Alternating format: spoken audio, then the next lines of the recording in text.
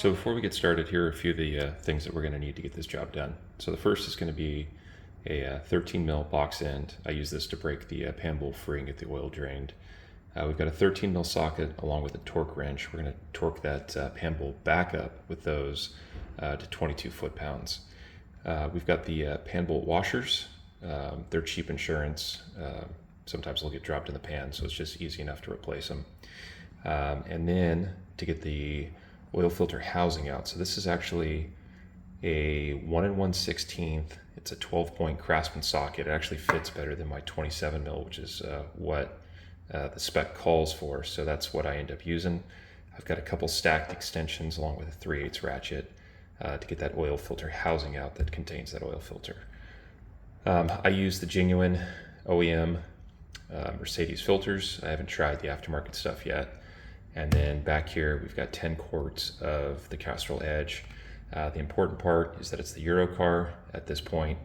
Eurocar in the 540 and the 040 both meet the Mercedes spec, which is listed on the back. So this is probably my 7th, maybe 8th oil change.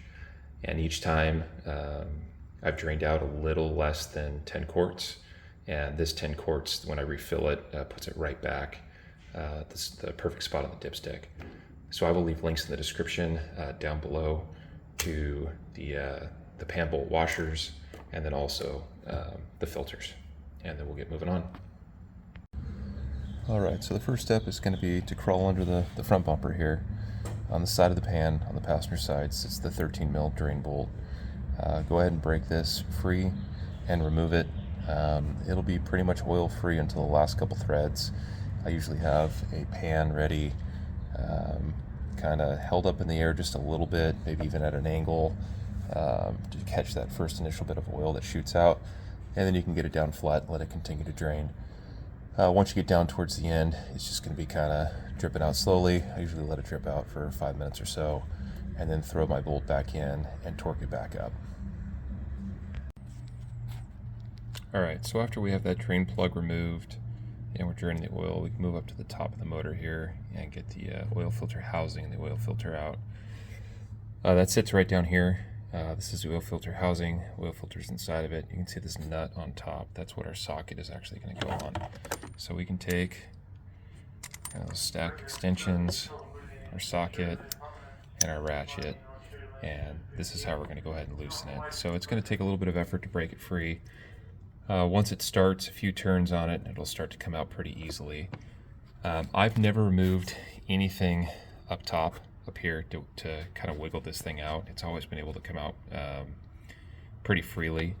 I will take and put a couple towels or paper towels underneath just to catch any of the dripping oil. You're only going to get a little bit out. This isn't like removing a filter from the bottom of a motor where when you drop the filter, you get, I don't know, half a quart or so of oil out.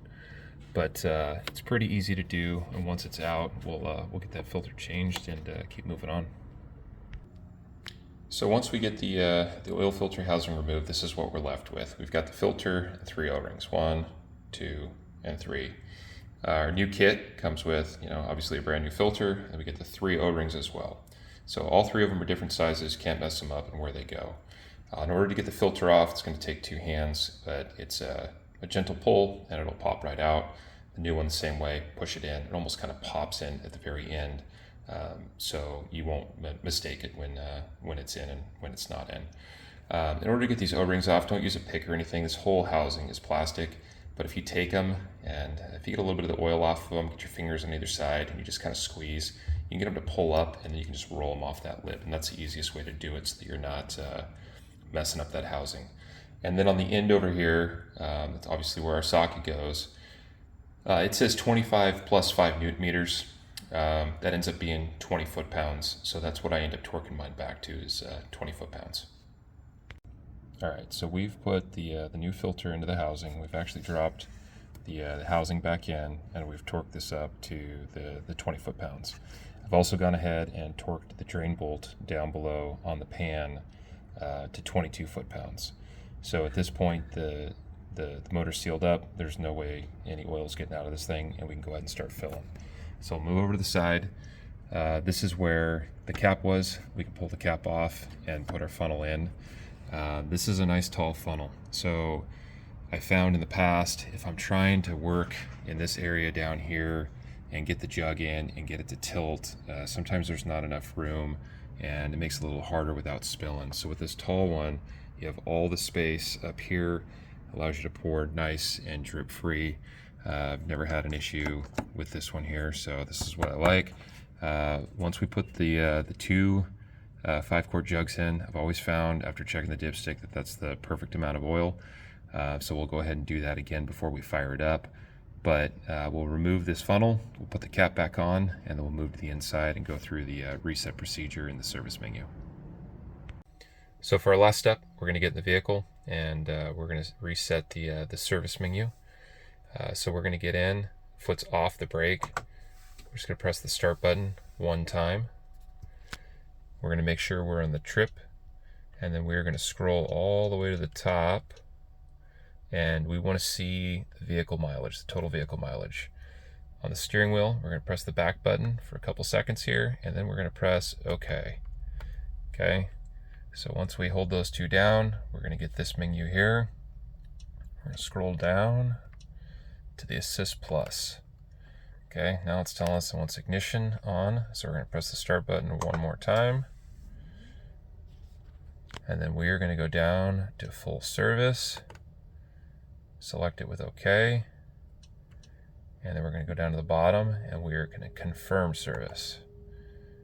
Wants to know if service was carried out. We're going to scroll down, hit yes. It says it cannot be undone. We're going to confirm. And it says full service carried out.